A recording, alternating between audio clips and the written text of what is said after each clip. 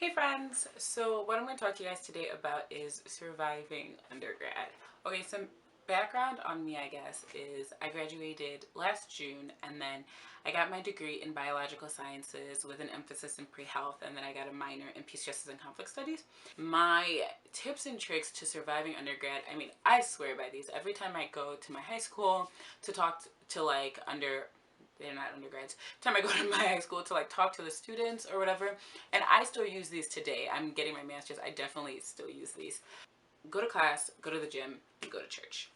I mean, I think these are surefire ways to get through anything that you're gonna face while you're an undergrad. Okay, first one, go to class.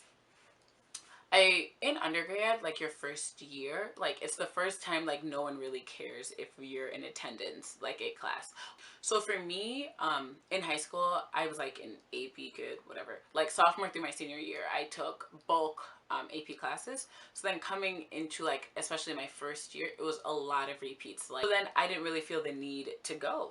So I didn't go often. And like if you look at my transcript, you can see a clear progression of my grades from like B's to A's. And what changed is I actually started to go to lecture. One of my motivations for going to lecture in general was the fact that I'm paying for it. So whether you're paying for it, whether you're loaning it out, whether your parents are paying for it, when you're not going to class, you are literally wasting money. And like we pay so much for these higher education, like might as well go and, capitalize on it as much as you can. Also, I love to haggle my grades at the end of the quarter. So like the week after finals, I spend like emailing teachers, like trying to bump up that, C plus to a B minus or that A minus to an A.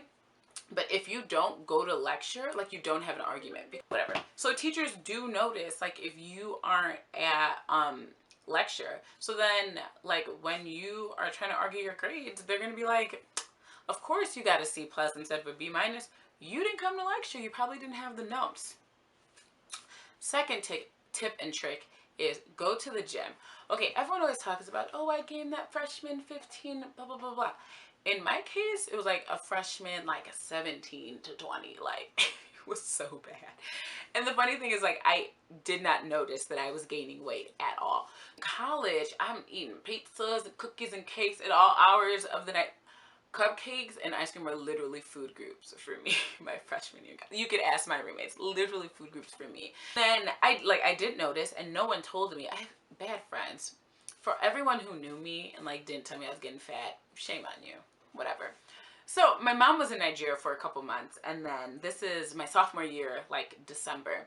She comes back and she goes, oh, Deborah, I love you, I missed you. And then goes, you gained some weight. And I was like, okay. And then I go to the gym like a week later, whatever, and I weigh myself, and I'm like, definitely gained some weight. And then like started working out after that. But my workout regimen is kind of all over the place, but I just think there's something, it feels good to me to work out. So discipline, again, is another reason why. It's not even always, oh, I want to weigh this much, I want to fit into these pants or whatever. I just think it just feels good to work out, and you're healthier when you work out, and you're releasing endorphins, all these things. And like some people think, oh, I don't have time to study. What I started to do in undergrad is I would bring workout clothes, be in the library, study. And there's a period where you stop studying and you're just hanging out. Just go work out for 45 minutes and then come back and like study. My third tip and trick, go to church. Again, I think it's a discipline thing, because this is like the first time that you are kind of responsible for the fact that you go to church.